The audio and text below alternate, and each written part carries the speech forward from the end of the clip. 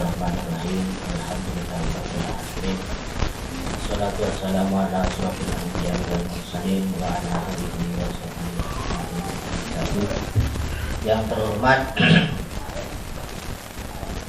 Ketua DPD kader militan Jokowi. Yang terhormat pertama, ini Rasulullah, ini guru saya dulu di pondok, itu guru saya. Jadi saya ngaji Quran, sudah ngaji nakalnya juga. Jadi sudah sempurna. Cuma bedanya beliau ini tetap di daerah, nah saya main-main di Jakarta saya, ya kan? Itu saja bedanya. Sehingga sekarang ini berusaha kita bersinergi, nggak ada di pusat, nggak ada di daerah. Yang penting kita bareng-bareng. Bagaimana bersinergi membawa kemanfaatan untuk kita dan untuk masyarakat. Yang kedua, tidak lupa pula saya sampaikan kepada Bapak Said, yang terhormat Bapak Said. Ini senior beliau ini, di Jakarta senior. Beliau ini termasuk yang ikut mendirikan Asidiyah Jakarta. Sampai sekarang ada lebih 10 atau 11 Pak? 11, sehingga beliau ini sudah sangat paham melintang di dunia pendidikannya. Sehingga supaya kita nanti di Banyuwangi itu bisa bersinergi dan bisa membawa manfaat. Syukur-syukur nanti punya lembaga semua, gitu loh, di masing-masingnya ini. Karena apa? Kalau kita perorangan itu tidak bisa kita akses APBD, nggak bisa Pak, ya kan? Padahal banyak itu. Akses APBD nggak bisa, akses APBD tingkat 2 nggak bisa, akses apalagi APBN nggak bisa. Sehingga apa? Manfaatkan yang dapat di golongannya saja. Ada yang bangun terus menerus sampai besar tidak tidak.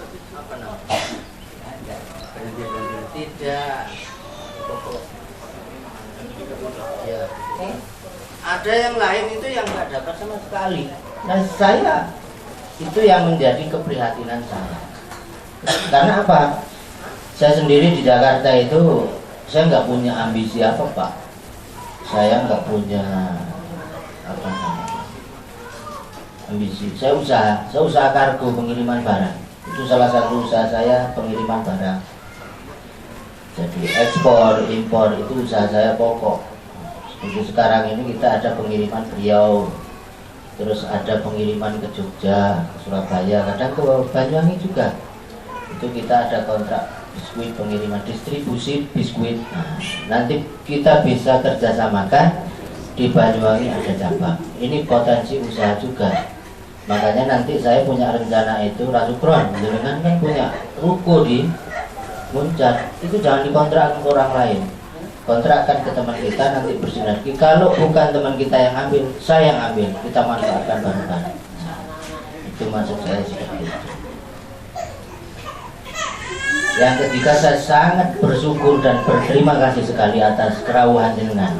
Jadi saya tidak menghitung banyak Pak. Saya tidak menghitung banyak.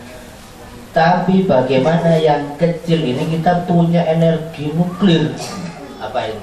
Ya, barang kecil tapi bisa mengguncangkan dunia. Jangan bayangkan bahwa proses corona ini tidak terjadi begitu saja, tidak itu. Itu sudah dirancang 6 bulan atau bahkan 1 tahun yang lalu. Bagaimana sekarang ini terjadi? Termasuk kegiatan kita ini sekarang ini merupakan bagaimana potensi 6 bulan, 3 bulan atau 6 bulan jangka pendeknya seperti. Tapi jangka panjangnya saya secara nasional itu punya kegiatan target itu sampai 2025. Untuk di bidang kewirausahaan dan koperasi targetkan nilainya itu sampai 500 miliar. Itu kecil sekali dari yang dianggarkan, karena secara nasional itu dialokasikan.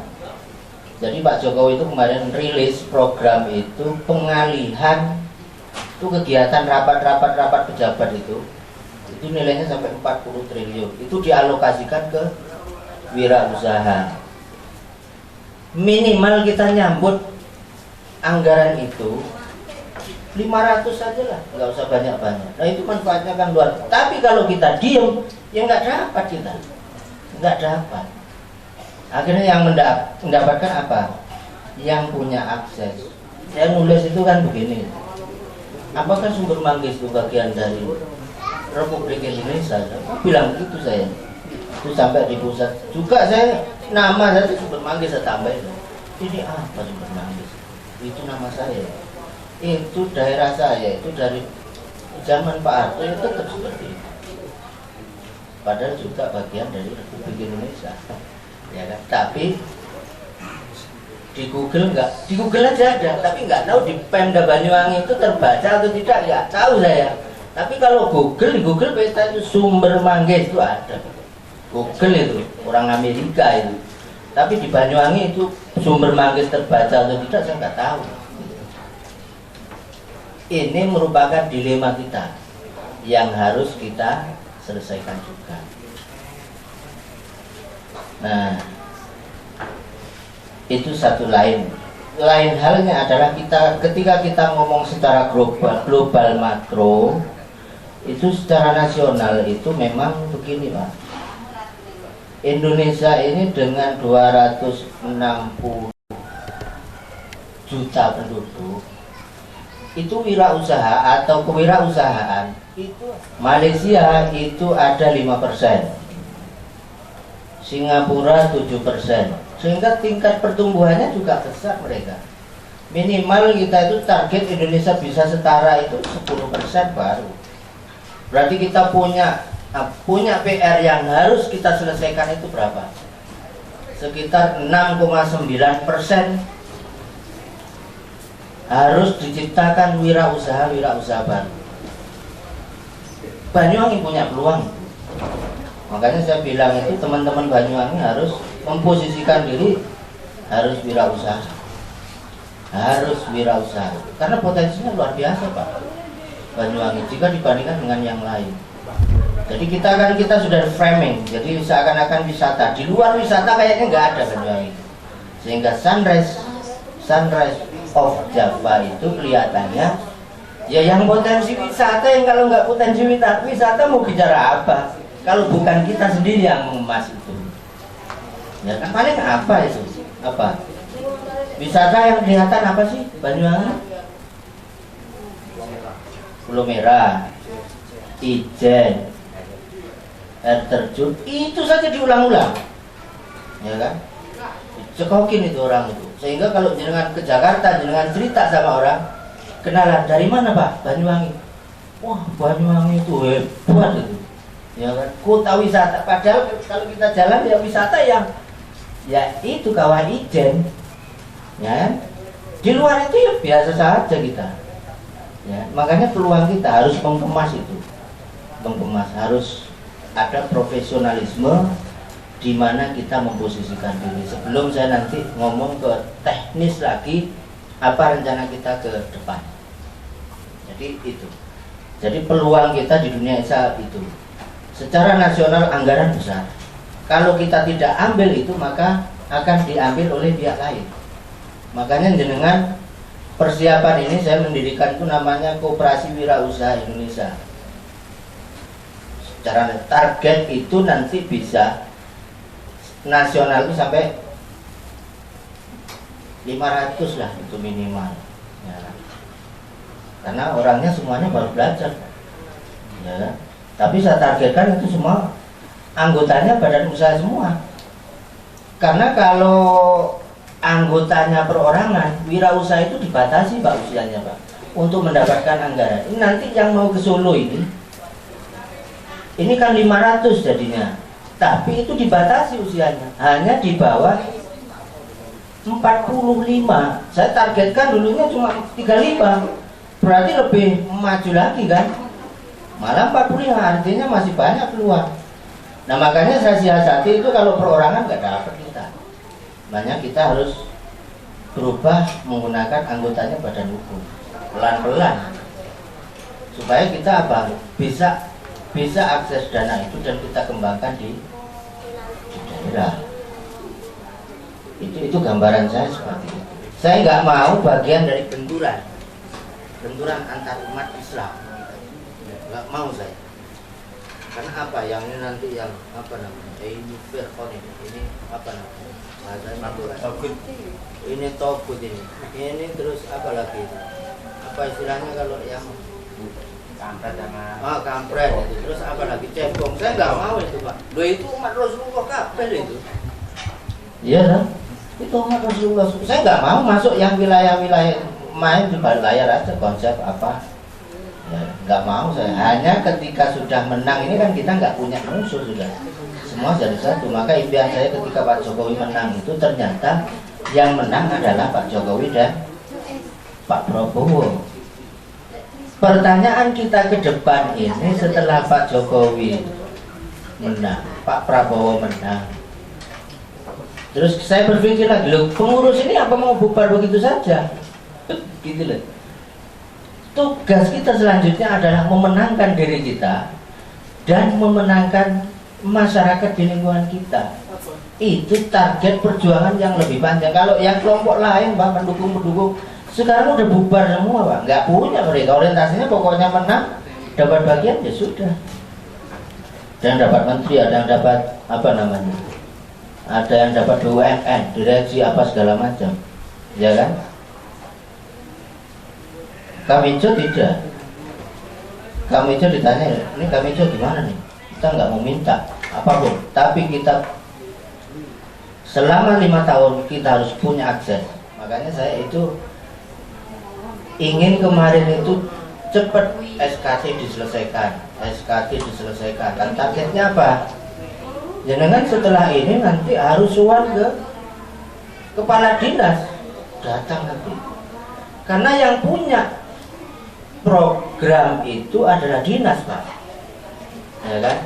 Di pertanian mau apa yang diprogramkan itu di dinas, ya kan? Di bidang kelautan perikanan itu ada apa yang tahu dinas. Di bidang pertanian, di bidang peternakan yang tahu adalah dinas. Kalau jenengan nggak tangkep maka program itu top down Pak, top dari atas ke bawah. Dan mereka nggak merhitungkan ini butuh apa sih, nggak tahu mereka. Seperti yang disampaikan oleh beliau ini di Muncar itu ada namanya program jahit ya, jahit. Itu kan jauh dari, itu kelihatan bahwa program itu dari atas ke bawah.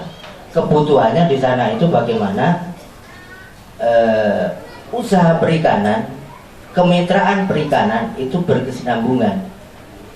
Karena apa? Kalau tidak di-manage benar, ya kan? Karena beda dengan pengelolaannya Pak, dengan di daerah lain atau daerah perkotaan lain. Karena apa? Di sana itu istilahnya ada musim apa? Musim peteng, ya kan? Dan musim terang. Loh itu kalau tidak disiasati Pak, tidak di pendampingan pengelolaan keuangan usaha itu tidak sinambung. Kalau musim panen itu bulan apa itu? Dia di apa? Di peteng atau di terang? Di peteng. Nah, ketika musim terang ini udah kelimpungan mereka. Kenapa? Ketika musim wah ini akhirannya belanja jor-joran. Ketika musim padang udah kelimpungan. Padahal itu terus menerus Pak. Tapi ini ketika tidak dikelola dengan baik,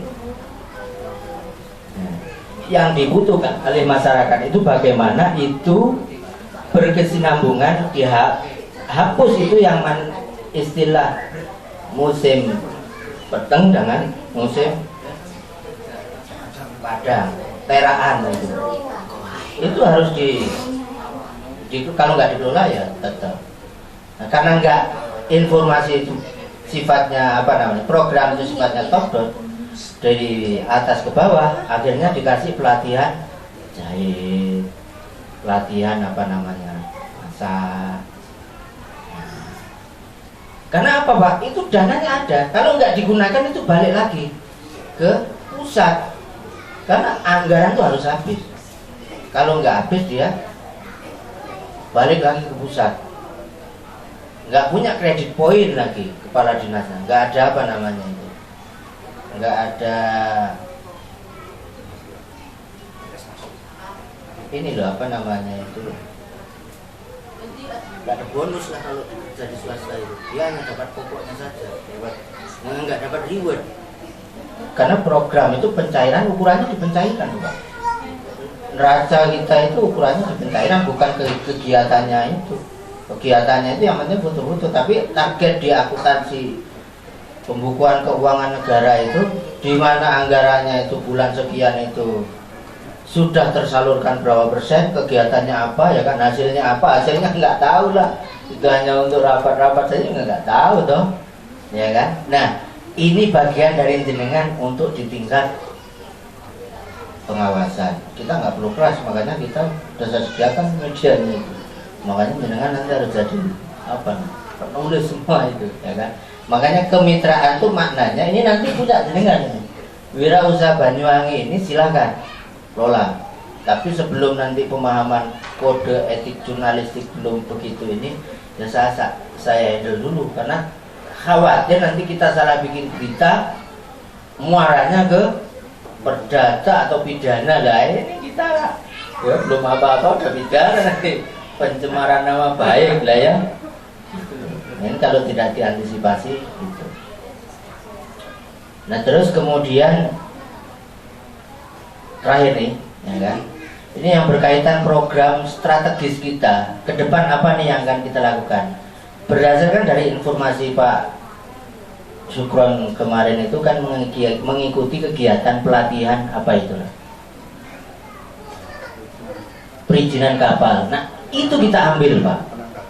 Bayangkan kalau ada 5.000 kapal saja di Banyuwangi yang belum punya izin, jenengan ambil 20-30%-nya, ya, itu berapa nilainya? Nanti kita bareng-bareng, gitu. Makanya cukup itu kalau hanya untuk gaji kita saja, gitu. Dan ketika masyarakat itu kesulitan, mereka berani, Pak. Artinya kita nggak narik apa, sumbangan enggak, kita nggak mau kita. Cara begitu nggak mau, kita murni bisnis. Konsultan, kita buat namanya nanti Kamijo Center di Banyuwangi. Itu pusat layanan, aduan layanan. Jadi kita pendampingan masyarakat yang tidak bisa ngurusi izin kapal. Kenapa? Kalau kapal sekarang kerja tanpa izin, tangkap, Pak. Kedepannya masih sosialisasi pemerintah. Nanti nggak ada bedanya mau kapal asing, mau kapal nasional, kapal nelayan. Kalau nggak punya izin, ya sama kayak motor, ya kan? Ditilang, dikandangin. Kalau udah kandangin, sama saja dia tidak berkegiatan. Ya katakanlah lah, nanti jasanya itu per satu kapal dan 1 juta saja. Ya, kalau sampai 5.000 kapal, ya toh? Nggak usah kita berpikir yang wah-wah, gitu. Ya kan, kita surati nanti itu dinas dinas kelautan, nah, bahwa kita melakukan pendampingan. Sebenarnya ini kan saya ingin targetnya kegiatannya pertama kemarin di Muncak saya mau, tapi kendala karena izin belum keluar, kita ini nanti salah langkah. Kita belum bisa mengundang kepala dinas, ya kan? Terus nanti di sana nanti juga minimal 40 orang masyarakat kan kita undang yang punya kapal itu kan, kita bikin formulir siapa yang belum punya izin kapal, ya kan? Itu peluang, sehingga nanti target saya itu di setiap kecamatan itu punya Kamijo Center, punya layanan aduan masyarakat dan pembinaan pendampingan. Usahanya apa di situ?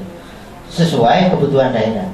Pertanian, bagaimana mereka mendapatkan pupuk, ya kan? Bagaimana mereka pemasarannya. Ini kalau kesulitan, nah, kita sediakan medianya, kita pasarkan juga. Bagaimana pupuk kan sulit kadang, Pak. Kalau lagi musim butuh pupuk sulit. Tapi ketika kita menggunakan kader militan Jokowi punya izin, nah kita bisa ambil langsung distributor. Sehingga kita apa nih? Kita ambil nanti jadi distributor itu, gitu. Pupuk, termasuk cabai, ya, pupuknya itu, ya,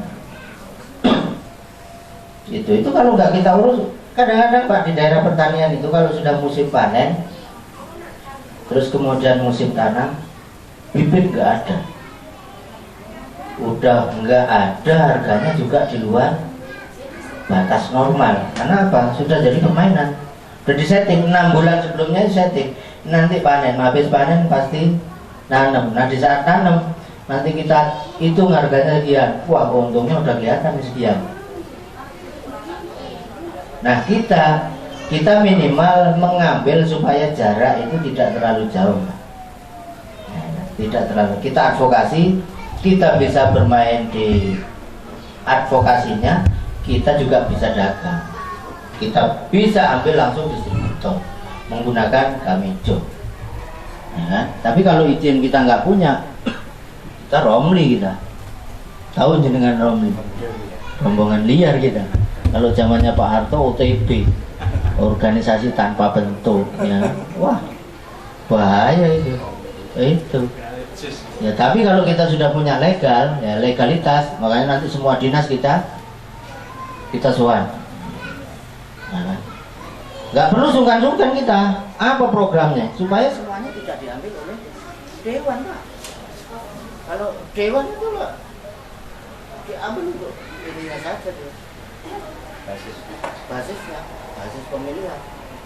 Makanya basis pemilihan itu tahun berikutnya dia aja, termasuk Pak itu korbannya.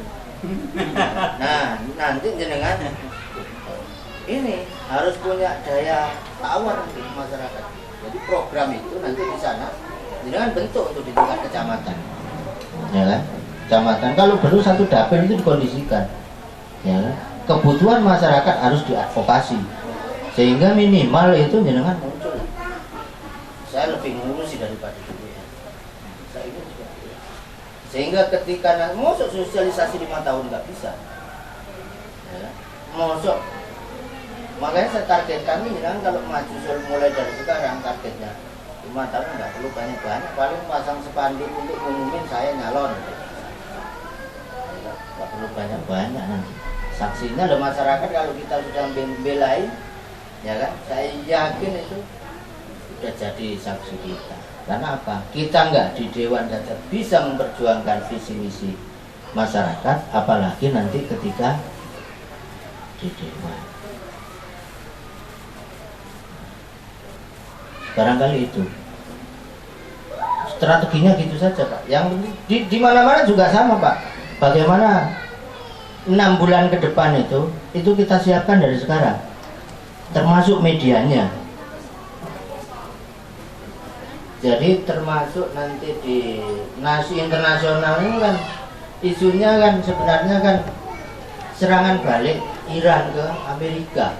Itu saja sebenarnya. Itu sudah kalah itu. Bombardir itu kan. Nah yang saya khawatirkan apa yang terjadi selanjutnya. Nah muncullah corona. Ya. Nggak ada bahasa corona, bahasa Cina itu nggak ada, Pak. Nggak ada istilah corona itu bahasa Cina, nggak ada itu. Itu sudah jelas-jelas bahasa Inggris. Nggak ada corona itu bahasa Cina, nggak ada. Makanya saya nggak yakin itu murni musibah, nggak. Itu memang apa namanya strategi secara makro, apa targetnya, apa latar belakang, dan apa nanti yang akan terjadi 1 tahun 6 bulan. Semua, Pak, di Indonesia semuanya seperti itu, di dunia juga. Makanya sedikit-sedikit nanti kita belajar intelijen lah, cara berpikirnya itu bagaimana. Walaupun kita bukan intelijen, tapi cara berpikirnya kita harus tahu, Pak. Wah ini nanti arahnya kita kemana. Jadi isu yang sebenarnya sekarang itu nggak ada apa-apa sebenarnya. Itu memang dibesar-besarkan. Orang mati tiap hari di Indonesia itu ratusan, Pak. Ya corona itu berapa sih? Kenapa sampai begitunya? Karena memang dikemas itu. Sudah dikemas. Saya satu pun nggak mau memberitakan itu. Tetap saya fokus pada kegiatan kita. Nanti kita lihat nih, apa nanti judulnya. Ya kan? Yang penting nanti kita, nah ini sudah poin buat kita. Artinya apa? Bahwa semua di dunia ini udah di framing, oleh mereka pemilik modal. Apa yang akan terjadi ke depan? Termasuk di bidang keagamaan. Yang susahnya bisnis agama ini yang susah. Ya, sosial, bisnisnya sosial. Ada. Kita aman lah bisnisnya memang wirausaha. Ya, nggak ada ya, pokoknya selama kita jalankan dengan sungguh-sungguh, dengan etikat baik, niat yang baik, insya Allah kita barokah. Karena apa? 10 atau 9 dari 10 sahabat yang dijamin masuk surga itu, 9 orangnya adalah wirausaha, Pak. Yang intelektual itu hanya satu aja, Sayyidina Ali saja, itu kalangan intelektual. Yang lain itu bisnis semua, Pak. Bahkan yang namanya Abdurrahman bin Auf itu ketika datang ke Madinah, dia nggak bawa apa-apa. Sehingga ketika mereka dipersaudarakan dengan sahabat Ansor itu, kan disaudarakan, kamu jadi saudaranya ini, kamu jadi saudaranya ini. Sehingga apa itu? Pokoknya kalau misalnya kamu punya 100, 50 ke sini, 50 ke sini. Tapi sebagai orang yang punya jiwa bisnis, dia nggak mau. Tidak. Tunjukkan saya pasar itu ada di mana. Karena pasar pusat bisnis. Tunjukkan pasar di mana, dalam 1 tahun dia sudah melampaui dari semua pengusaha-pengusaha lokal yang ada di kota Madinah. Dan saya ingin sahabat-sahabat kader militan Jokowi ini di Banyuwangi seperti itu. Jadi semua kegiatan tidak bisa lepas dari usaha, Pak. Politik apalagi. Sekarang tuh politik dikuasai oleh pebisnis semua, Pak. Itu aktivis-aktivis apa namanya, aktivis organisasi, ya kan? Kalau dia nggak punya basis ekonomi yang kuat, dia buang ya. Ya. Makanya nanti ke depan siapa yang menguasai bisnis, dia yang menguasai politik. Siapa yang menguasai politik, dia menguasai partai. Siapa yang menguasai partai, dia yang akan, siapa yang memenangkan di partai, dia yang menentukan kebijakan partai. Siapa yang memenangkan di partai, dia akan menentukan kebijakan negara. Semua kembali lagi ke usaha. Siapa yang kuat seperti itu nggak ada itu yang namanya apa namanya itu. Amanat undang-undang itu sudah ini, Pak. Udah apa namanya? Lihatin kita. Apa itu pasal 33 ayat berapa itu? Itu udah nggak ada. Makanya itu kemarin itu saya ngomong itu, saya itu punya strategi. Skala menteri saya punya strategi, skala presiden saya punya strategi. Saya cukup 100 hari beres itu utang negara. Nah, tapi saya ngomong begini, kenapa? Ini BUMN itu bagian dari permasalahan negara, Pak. Jadi BUMN yang jumlahnya sekitar 300 itu punya anak perusahaan sampai persatunya itu sampai 300. Kalau dia itu untung itu diberitakan, kalau rugi dia, maka dia akan disuntik lagi dananya oleh negara. Ketika disuntik lagi oleh dananya oleh negara, siapa yang bayar? Rakyat. Maka konsep saya itu kalau saya, tapi saya nggak punya potongan ya. Saya nggak punya potongan, makanya kalau itu saya sampai begitu, saya bubarkan semua itu, bubarkan. Nanti cukup 10 saja BUMN yang betul-betul untuk kepentingan rakyat. Utang berapa itu? Utang sampai sekarang udah mau 6.000 loh, 6.000. Itu terus itu nanti nggak akan selesai kalau nggak jual itu. Tapi bukan dijual ke asing, harus dalam negeri. Jadi wirausaha itu. Makanya saya ingin dari 5.000 wirausaha kita itu yang kita bangun selama 5 tahun itu. Nah, nanti targetnya adalah harus memegang itu, yang punya saham-saham BUMN. Nggak bisa, Pak, kalau nggak pakai begitu. Yang namanya Mahathir Muhammad itu dia bisa menyelesaikan Malaysia sekarang menjadi salah satu negara ASEAN yang kuat itu karena itu tadi privatisasi. Tadinya kan nasionalisasi semua diurusi negara. Negara cukup bikin aturan. Itu nanti semua bagikan. Sahamnya itu ya dibeli lah. Hasil jual beli itu langsung bayar. Kecil tuh 6.000. Barangkali itu kurang lebihnya mohon maaf. Nanti kita bisa sambil diskusi kita tambahi karena nggak banyak kita yang ini. Yang penting kita minimal bisa diskusi, bisa tanya jawab. Yang lebih utama lagi kita bisa silaturahim. Kurang lebihnya mohon maaf. Assalamualaikum warahmatullahi wabarakatuh. Waalaikumsalam.